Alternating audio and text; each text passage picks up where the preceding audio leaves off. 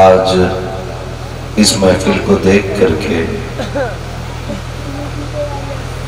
मैं ये महसूस कर रहा हूँ कि जिस तरह आपने इस इदारे का ताउन करने का हक अदा किया है, उसी तरह इस इदारे ने आपकी मोहब्बतों का भी हक अदा कर दिया है। इस इदारे ने आपने जो खून पसीने की कमाई खर्च की और तन मन धन से इस इदारे के साथ खड़े रहे, इस मदरसे ने आपको मायूस नहीं किया, आपने इस इदारे को प्यार दिया। इस इदारे ने आपको 8 हाफिज़ कुरान अता किए। मुझे उनसे कोई दाद नहीं चाहिए जिनको ये लगता है कि हम पे किसी का एहसान नहीं है। मुझे सिर्फ उन्हीं की दाद चाहिए जो ये मानते हैं कि हमारी एक एक सांस हुजूर के सदक़े में मिली है। मैं मुबारकबाद पेश करूँगा हज़रत अल्लामा मौलाना मुस्तकीम नूरी साहिब को कि आपने ऐसे माहौल में भी कौम के लिए 8 हाफिज़ कुरान तैयार किए और जश्न कुरान के नाम पर ये महफिल सजाई। इस महफिल को सजाया, इस महफिल के सदक़े में हमें और आपको अल्लाह और उसके रसूल की बातें करने का मौका मिला। अल्लाह ताला इन सब के इल्म और अमल और उम्र और रिज़्क़ में बेपनाह बरकतें अता फरमाए। अभी बड़ी खूबसूरत अंदाज में मद्दाह खैरुल अनाम भाई नाइम वारसी साहिब आपको हुजूर की नात सुना रहे थे। वक्त होता तो यकीनन और भी उनसे मुसलसल कलाम सुने जाते, मगर आज मेरी तबीयत बहुत ज़्यादा अच्छी नहीं थी। मैंने मुस्तकीम भाई को ये पूछने के लिए फ़ोन कराया था कि अगर जलसा चल रहा हो और लोग काफ़ी हों तो फिर मुझे छुट्टी दे दी जाए। तो हुक्म हुआ इनका कि आना ही पड़ेगा, तो लो जी बस चले आए। माशाअल्लाह महफिल खूबसूरत है और जलसा अपनी कामयाबियों के साथ अपनी मंजिल तक आ पहुंचा है। आपकी बेदारी की जिम्मेदारी नक़ीब अहले सुन्नत नाशिर मसलक के आला हज़रत मद्दाह खैरुल अनाम भाई ज़फ़र बज़मी साहिब ने ले रखी है और शायद आप उन्हीं से बाज भी आते हैं। जब वो ज़बरदस्ती आप पे प्रेशर बनाते हैं तभी आप सुभान अल्लाह भी कहते हैं। मैं उन लोगों से गुजारिश करूंगा जो मेरे सामने बैठे हुए हैं, जिनके मुंह अच्छे हैं वो अच्छे ही रखें, जिनके ना हो वो अच्छे बनाने की कोशिश करें। ऐसा ना हो कि देख के डर लगने लगे कि शायद गलत जगह गलत वक्त पे आके बैठ गए। थोड़ा लगना चाहिए कि अभी आप सोच नहीं रहे हैं, सो नहीं रहे हैं, हुजूर की बातें सुन रहे हैं। माशाअल्लाह ये बड़ा उतार चढ़ाव कुर्सियों में नजर आ रहा है। ज़फ़र भाई कहीं ऊंची कुर्सी है, कहीं नीची कुर्सी है ना, जगह से काम होते हैं। लेकिन मैं देख रहा हूं कोई भी अपनी कुर्सी छोड़ने को तैयार नहीं, और छोड़ना भी मत। लोग इसे बचाने के लिए झूठ सच क्या क्या बोलते रहते हैं, लेकिन ये लोग जितनी कुर्सियों पर बैठे हैं ये झूठे नहीं, ये हुजूर के सच्चे गुलाम बैठे हैं।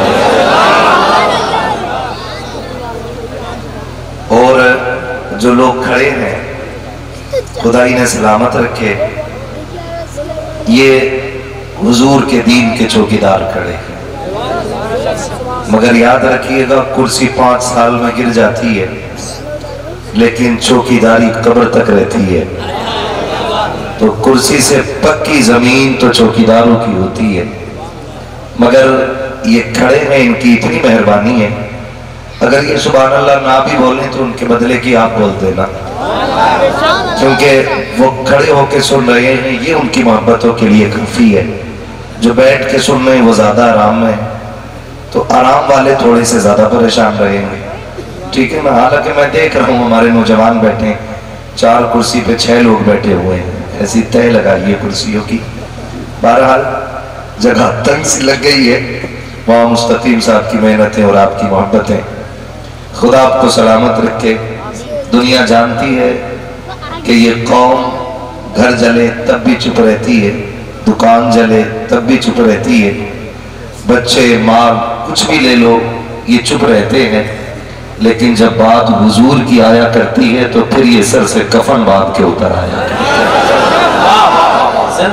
इस चीज को पूरी दुनिया जानती है कि हम एक उसूल रखते हैं कि मरने की तरफ देख न जीने की तरफ देख, जब चोट लगे दिल को मदीने की तरफ देख। हमारा सब कुछ हमारा नबी है, और शुक्र है अल्लाह का, उसने हमें आपको मुसलमान बनाया है। क्या बनाया है? मुसलमान। जोर से कई बार ना प्रेशर किया जाता है कि मुसलमान मुसलमान मुसलमान। मैंने कहा हम वो कौम है जिन्हें अपने इस्लाम पे फख्र होता है। वाह वाह वाह, बेशक बेशक बेशक। हमें अपने मुसलमान होने पे फख्र है। रब ने हमें मुसलमान बनाया है, और करम ये किया है कि हमें और आपको अहमद रजा खान अता फरमाया है। वाह वाह वाह, ये करम वाला एक करम है कि हमें और आपको इमाम अहमद रजा अता हुए हैं। आप देखेंगे थोड़ी देर के बाद नबी रहे आला हजरत, नाशिरे मसला के आला हजरत, मुखय्यिर कौम व मिल्लत, मुहिब्बे सुन्नियत हजरत अल्लामा मौलाना अदनान रजा खान साहिब किबला तशरीफ लाएंगे, और फिर जब वो आके बैठे आप चेहरा देखना। एक वाबड़ा कह रहा था कि आला हजरत काले कलूटे थे, जब हुजूर अदनान में आके बैठे चेहरा देखना, फिर फैसला करना अगर अदनान का चेहरा इतना खूबसूरत है फिर रजा खान का चेहरा नारे तकबीर, नारे रिसालत, इश्क मोहब्बत, इश्क मोहब्बत, इश्क मोहब्बत, इश्क मोहब्बत। मसलके आला हजरत मदरसा गुलशने हुसैन, जश्न दस्तार बंदी हजरत मुफ्ती हम्माद रजा साहिब किबला, हजरत कारी मुस्तकीम रजा नूरी। सुभान अल्लाह सुभान अल्लाह, क्या कहना मुर्तजा। वाह वाह भाई, हम तो ये कहते हैं कि बरेली के मसले में खाली ऊपर ऊपर ना उड़ाकर थोड़ा जमीन पे उतर के देखा कर। आज भी शहर रजा की गलियों का ये तकद्दुस है कि मैंने बड़े बड़े उर्सों में औरतों को देखा है, लेकिन उर्से रजवी वो उर्स होता है जिसमें औरतें नहीं इल्म वाले लोग आया करते हैं। हम हज़रत खुल के कहते हैं कि अगर उर्स देखना है तो बरेली का आके देखें। वाह वाह वाह, जहाँ पे औरतें नहीं पाली जाती इल्म वाले पाले जाते। क्या कहने, वाह वाह वाह वाह। एक बंदे ने मुझसे कहा कि हमने बरेली शरीफ नहीं देखा है, जाएंगे कभी हम? तो मैंने कहा जाना। कहने लगे कोई खास बात वहां की? मैंने कहा बरेली शरीफ की सबसे खास बात तो यह है कि अहमद रजा को 2 ही लोग जानते हैं, या तो इश्क वाले जानते हैं या फिर इल्म वाले जानते हैं। वाह वाह वाह वाह वाह वाह वाह, क्या कहने, ये सबसे बड़ी पहचान है। कहने लगे हमने पढ़ा नहीं हम। मैंने कहा जब जाओगे तो इतना तुम्हारे साथ भी होगा कि वहां 2 मिनट उनके मजार पे बैठोगे, जब जब निकलने के बाद सूंघोगे ना बदन से इमाम अहमद रजा के मजार की खुशबू आ रही। हाय हाय हाय, क्या कहने, क्या कहने, वाह वाह वाह।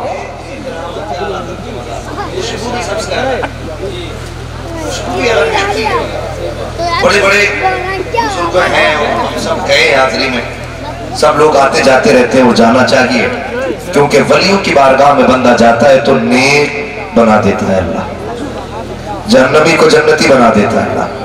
लेकिन बरेली शरीफ की ये खासियत है कि मजार से निकल आओ ना तब भी कपड़े महकते रहते हैं। वाह वाह वाह, ये क्यों है, क्यों है? तुम्हें एक बात याद होगी, आला हजरत सरकार, लोग कई बार कहते कोई तेरी बात आला हजरत ही से शुरू होती है, तो मैं तो कहता हूँ शुरू नहीं आखिर भी आला हजरत पे ही होनी है। क्योंकि हम वो लोग हैं जो अपने मौसिन का एहसान मानते हैं। हम नमक हराम नहीं है, नमक हलाल है हम लोग। हम उनकी बातें इसलिए करते हैं, एक मैं ही नहीं, हर सुन्नी माँ का बेटा रोज फजर बाद कहता है, डाल दी कल्ब में अजमत मुस्तफा। सैयदी आला हजरत पे लाखों सलाम। जो पढ़ते वही बोल रहे हैं, सैयदी आला हजरत पे लाखों सलाम, सैयदी आला हजरत पे लाखों सलाम। देवबंदी तो नहीं बैठे यहाँ पे, अगर बैठे भी हो तो हम भगाएंगे नहीं। बैठो, घर जाके मत कहना बरेली वाले गाली देते हैं। हमारी महफिल में बैठो और देखो आला हजरत के नौकर बातें कैसी करते हैं। हमारा ईमान कहता है हमारे पास चोरी का कोई माल नहीं, जो भी माल है अहमद रजा की तिजोरी का माल है। वाह वाह वाह वाह, क्या कहने, ओरिजिनल माल है। हमारा विजदान कहता है महफिल खत्म बाद में होगी, बदअकीदा भी होगा ना तो जलसा खत्म होते होते कहना पड़ेगा मैं मुजरिम हूँ आका मुझे साथ ले के रास्ते में है जा बजा थाने वाले। तो हम इमाम मोहब्बत का तस्करा करते हैं और आखिरी सांस तक करते रहेंगे। उनके मजार से ये खुशबू आती है, खुशबू आती है। एक होती है जगह का महकना और एक होती है आने वाले को महका देना। मेरे इमाम ने कहा था उनकी महकने दिल के, जिन्हें याद है वो पढ़ सकते मेरे साथ।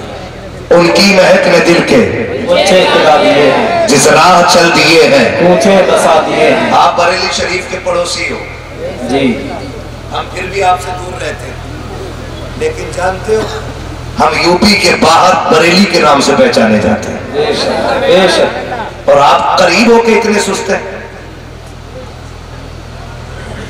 उनकी महकने दिल के, मैं चाहता हूँ आज मेरे हिस्से की मेहनत आप कर लें। कभी मेरी तबीयत ठीक होगी तो फिर अपने हिस्से की मैं कर जाऊंगा। बोल सकते हैं जी। उनकी महकने दिल के इस राह चल दिए हैं, अल्लाह का जहन्नम पीना सर्द होगा, रो रो के मुस्तफा ने सुभान अल्लाह। नात पढ़ना सिर्फ यही लोग नहीं जानते, ये लोग भी जानते हैं माशाअल्लाह। और सुन्नियों के बच्चों की सबसे बड़ी पहचान यही होती है कि वो काम कुछ भी करना सीखते हो लेकिन हुजूर की नात बचपन से पढ़ना। बेशक, क्या कहने। अशरफ अली थानवी से आखिर कहा था हुजूर का मिलाद बयान कर दो। अच्छा, इनके मुरीद भी चाहते हैं हुजूर का मिलाद, लेकिन पीर कतई नहीं चाहता था। कहा था हुजूर की नात बयान, हुजूर की विलादत बयान कर दो। उसने कहा विलादत के लिए शान पे रिवायतें याद होनी चाहिए, हुजूर की अजमत की रिवायतें याद होनी चाहिए। कहता मुझे ऐसी कोई रिवायत याद ही नहीं जो मैं हुजूर की अजमत बयान करूं। मैंने कहा आपने मौलवी को उठा के और उठा सुन्नी के छोटे से बच्चे को, इससे पूछ हुजूर कौन है, ये कहेगा सरवर कहूं के मालिक कहूं तुझे, बाकी खलील का कुले ज़ेबा कहूं तुझे, तेरे तो वस्फ़ है बेतनाही से है बरी, हैरा हो मेरे शाह में क्या क्या कहूं तुझे, कहने की सब कुछ उनके सना खां की खामोशी, जो हो रहा के कह के मैं क्या क्या कहूं तुझे। लेकिन रज़ा ने खत्म सुखन इस पे कर दिया, खालिद का बंदा खल्क़ का आका कहूं। नारे तकबीर, नारे रिसालत, नस्ल के आला हज़रत, उलमाए अहले सुन्नत, मदरसा गुलशन हुसैन, सरज़मीन शेरगढ़। वाह वाह वाह वाह वाह, क्या कह रहे हैं, वाह वाह। हम सच्चे, हमारा नबी सच्चा, हम सच्चे, हमारा दीन सच्चा, जोर से हमारा दीन सच्चा, हमारा दीन सच्चा, हम सच्चे, हमारा खुदा सच्चा, हम सच्चे, हमारा खुदा सच्चा, हम सच्चे, हमारा कुरान सच्चा, हम सच्चे, हमारा कुरान सच्चा। जो नहीं बोल रहे हैं वो जाके सोचे रुकने हलाल के खाते थे कि हराम के खाते थे, सारे बोल रहे थे, हमारी जबान बंद क्यों थी। मैं चापलूसी करने नहीं आया, मेरे लाल ये भी सोच लेना मैं आईना को दिखाऊंगा दाग चेहरे के, जिसे खराब लगे सामने से हट जाए। क्या कहने, सीधी बात है। हम सच्चे हमारा खुदा सच्चा, हम सच्चे हमारा दीन सच्चा, हम सच्चे हमारा कुरान सच्चा, हम सच्चे हमारा मजहब सच्चा। बस ये यकीन रखिए। लोग कहते हैं ना घर वापसी,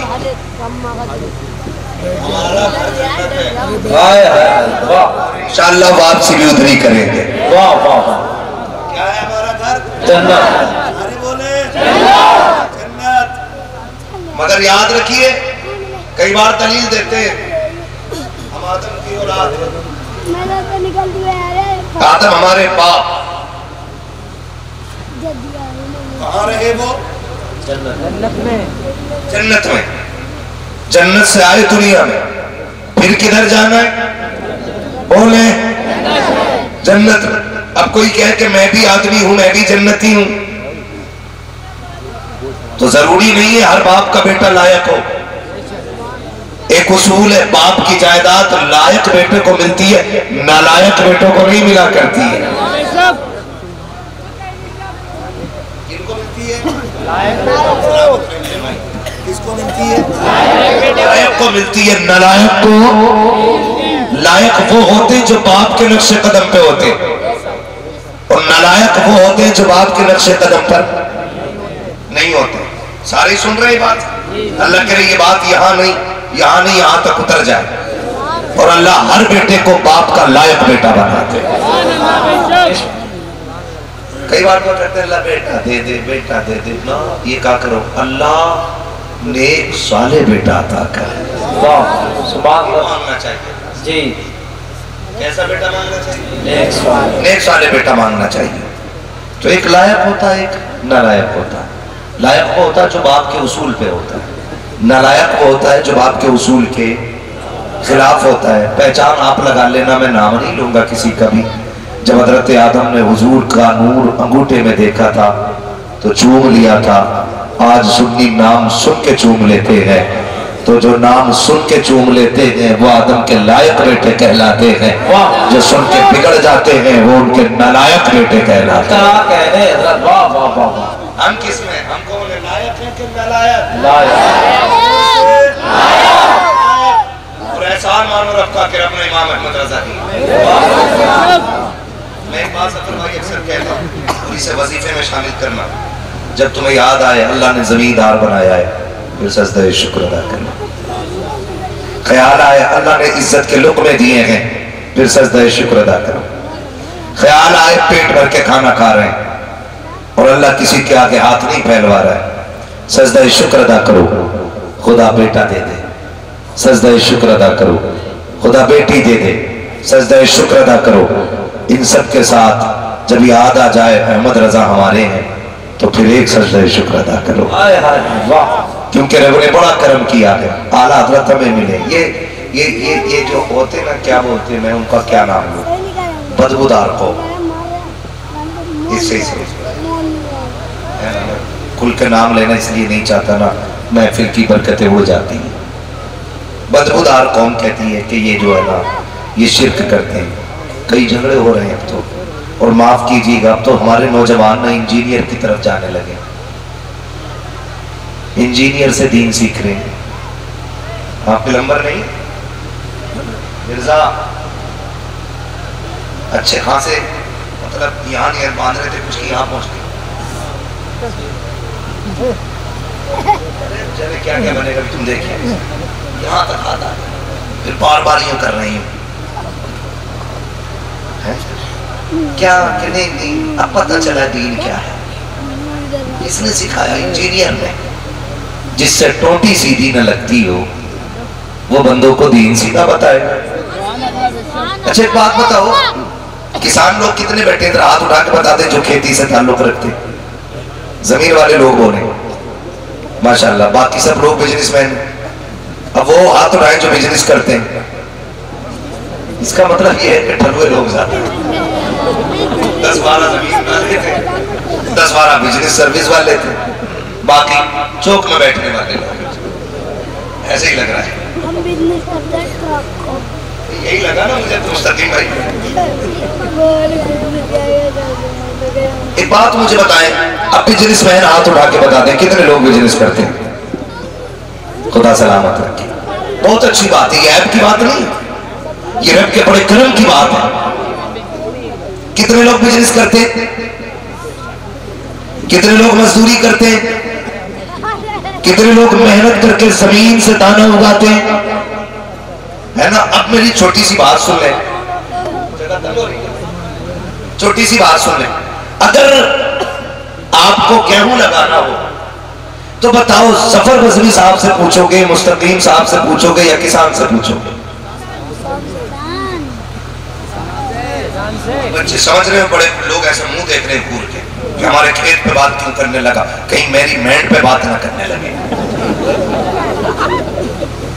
ये मत, सब पे बात करूंगा थोड़ी। किससे पूछेंगे? किससे पूछेंगे? अच्छा बात बताइए, अगर घर बनाना हो तो दीवार ये अच्छी बना सकते हैं, मैं अच्छी बना सकता हूँ या मिस्त्री?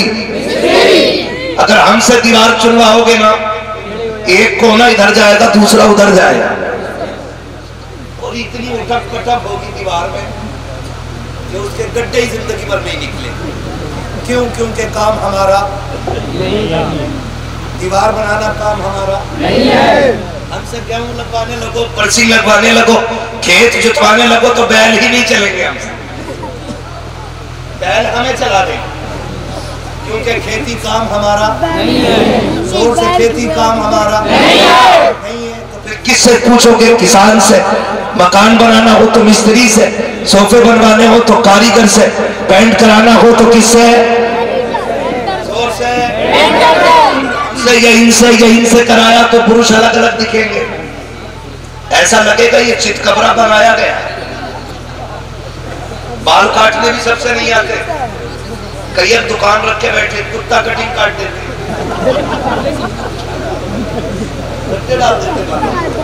और कुछ जानबूझ के खराब कटवाते। टोपी उतारे तो ऐसे गिरी छतरी, ऐसे जब तक टोपी चुमे में आया, बड़ा शरीफ है यार, बात छोटे रखता है, कितना सरकारी में तो छतरी की तरह यूं बात, ये किधर से निकला है? मौलाना यही तो फैशन चल रहा है। मक्खियों का नहीं सफर भाई, हकीकत ये ऐसा लगता है जैसे कुत्तों को खुजली होती है तो जहां तक पंजे पहुंचते वहां तक के बाल ही उड़ा लेते हैं, जहां पैर नहीं पहुंच पाता बस वहीं बीच बीच में बाल रह जाते हैं। तो ये लोग भी कर रहे कटिंग कटिंग, है ना? तो ऐसे छुपा के चुनने के दिन आते, और कई लोगों के थोड़े से बस पीछे को होते हैं, ये टोपी में बाल छुपे होते हैं, तो सारे लोग ना काम सीधा नहीं कर पाते। एक बात बताओ, अगर घर अच्छा बनाना है तो अच्छा मिस्त्री चाहिए ना, खेती अच्छी करनी है तो किसान अच्छा होना चाहिए, पेंट अच्छा करना है तो पेंटर अच्छा होना चाहिए, अगर दीन सीखना है तो फिर आलिम भी तो अच्छा होना चाहिए।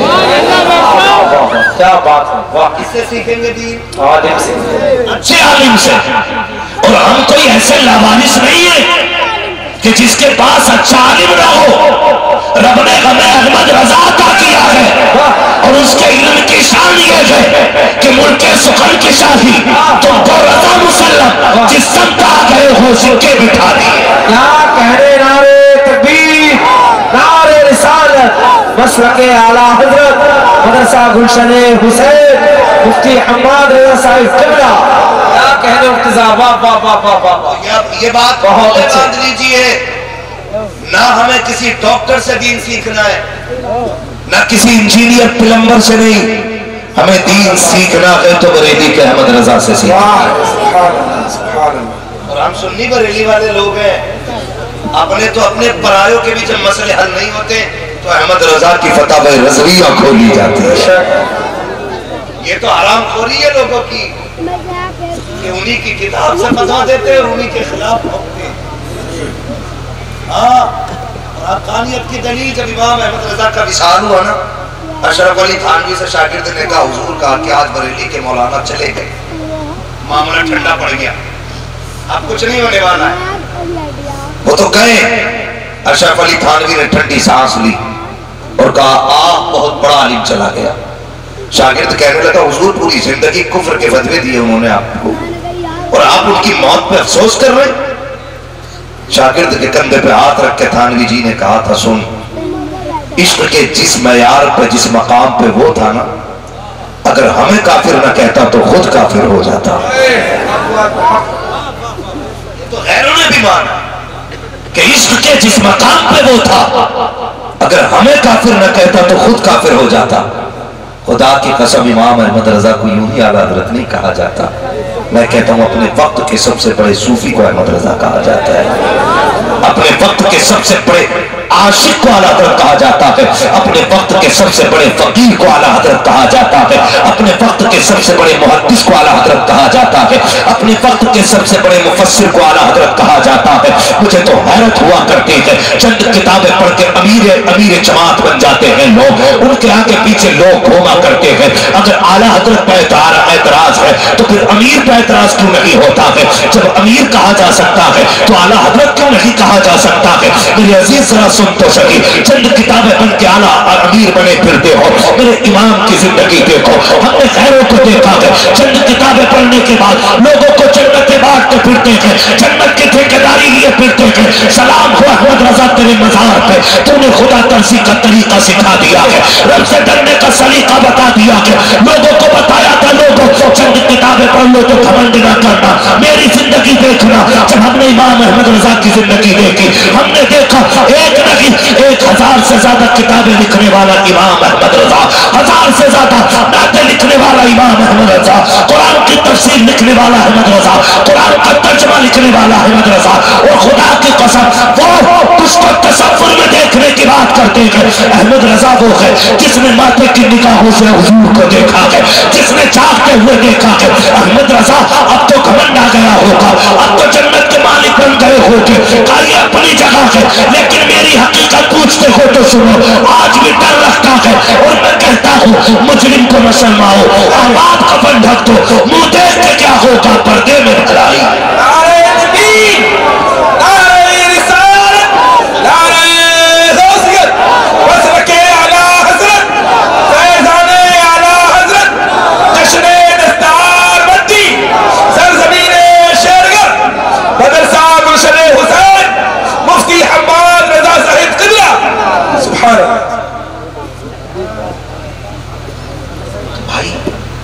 आला हज़रत ने हमें अल्लाह से डरना सिखाया, डरना सिखाया। कितनी बड़ी बात कहती, इतना बड़ा लामा, इतना बड़ा आशिक। आज हमारे पल्ले क्या है बताओ? है कुछ? अगर मैं पूछ लूं भाई कितने लोगों ने तैयारी आखिरत की कर ली है, तो शायद मुझ समीत कोई ना कह सके तैयारी हो गई, मुझ समीत नहीं कह सकता। इमाम अहमद रजा इतना बड़ा लामा हो के कहता है मुजरिम को न शर्माओ, अब आप कफन रख दो, मुंह देख के क्या होगा, पर्दे में भलाई है। हाँ, आज बंदे को ना अपनी विलायत साबित करने में दुनिया लगी है। मैं वली हूँ, मैं मेरी करामतें देखो, मैं हाथ हथेली पे राई जमा देता हूँ, मैं घास उगा देता हूँ कुमार के। हम ये जानते हैं कि जो हुजूर की सुन्नतों का पाबंद नहीं हो सकता वो किसी भी कीमत पे वली नहीं हो सकता, वली नहीं हो सकता। आज बुखार चढ़ा है जी, मैं मेरे पास आ जाओ, मैं जन्नत दे दूंगा, मैं जन्नत दे दूंगा। आला हज़रत क्या कहते हैं? आला हज़रत फरमाते हैं एक मैं क्या मेरे इसी की हकीकत, अपने गुनाह का जिक्र कर रहे हैं। एक मैं क्या मेरे इसी की हकीकत कितनी, मुझसे 100 लाख को काफी है इशारा तेरा। नौजवानों सोचेगा हम किधर जा रहे हैं, कोई अमल हमारे पास नहीं, खुदा की कसम नहीं है। क़यामत का दिन होगा, हिसाब चल रहा होगा, अल्लाह की बारगाह में बंदा लाया जाएगा, और ऐसा बंदा होगा जिसकी जिंदगी का एक एक लम्हा अल्लाह की इबादत में गुजरा होगा। कोई दिन बिना रोजे के लिए नहीं गुजरा होगा, कोई लम्हा बिना सजदे के नहीं गुजरा होगा। इतना नेक बंदा लाया जाएगा। रब फरमाएगा बता जन्नत चाहता है, वो कहेगा जी। रब फरमाएगा बता मेरे कर्म से जन्नत जाना है या अपने अमल से जन्नत जाना है, वो कहेगा मालिक पूरी जिंदगी इबादत करता रहा, अब भी तेरे कर्म की जरूरत है, अब भी तेरे कर्म की जरूरत है। इतना कहेगा कि प्यास का एहसास होगा, इतनी तेज प्यास लगी कि प्याला प्याला पानी पानी, एक प्याला सामने लाया जाएगा, वो कहेगा पानी चाहिए। रब फरमाएगा मिल जाएगा, लेकिन इसकी कीमत देनी पड़ेगी। बंदा पूछेगा क्या? का तुझे आधी इबादत देनी पड़ेगी। वो कहेगा ले ले आधी इबादत, मगर ये पानी दे दे। आधा प्याला पानी आधी इबादत के बदले में दिया जाएगा। फिर प्यास लगेगी, फिर पानी मांगेगा, फिर आधी इबादत बची है वो भी खत्म। अब रब फरमाएगा नेकी तो खत्म हो गई, बता अब कैसे जन्नत में जाना है। तड़प के कहेगा मालिक मेरी नेकियां जन्नत के लायक नहीं, अपने कर्म से जन्नत अता फरमा दे। फरमाते हैं दिला बस खौफ से पत्ता सा उड़ा जाता है, पल्ला हल्का की सगी भारी है भरोसा तेरा। हमारे पास तो हुजूर का भरोसा है, सिर्फ इसके अलावा कुछ भी नहीं। नौजवानों जनाजे देखे होंगे, जाओ कब्रिस्तान जाके देखो, छोटी कब्रें भी मिलेंगी, बड़ी कब्रें भी मिलेंगी, नई कब्रें भी हैं, पुरानी कब्रें भी हैं। नई कब्रें बता रही हैं तेरा भी वक्त आ गया है, पुरानी कब्रें बताती है देख जैसे हमें लोग भूल गए एक दिन तुम्हें भी लोग भूल जाएंगे। हमारी तुम्हारी कब्रों पे हमारी तुम्हारी औलादें सोने का पानी नहीं फेरेंगी ला करके, हर सुबह में हरे गुलाब नहीं चढ़ाएंगी ला करके। ये दुनिया बड़ी बेवफा है, इतनी बेवफा दुनिया है, मुट्ठी भर मिट्टी डाल के ऐसे दौड़ेंगे कि तेरे अपने फिर पलट के नहीं आएंगे। आज एक औलाद के लिए बाप क्या नहीं करता, मंडी में 4 घंटे खड़ा रहता है ताकि कोई मजदूरी के लिए ले जाए।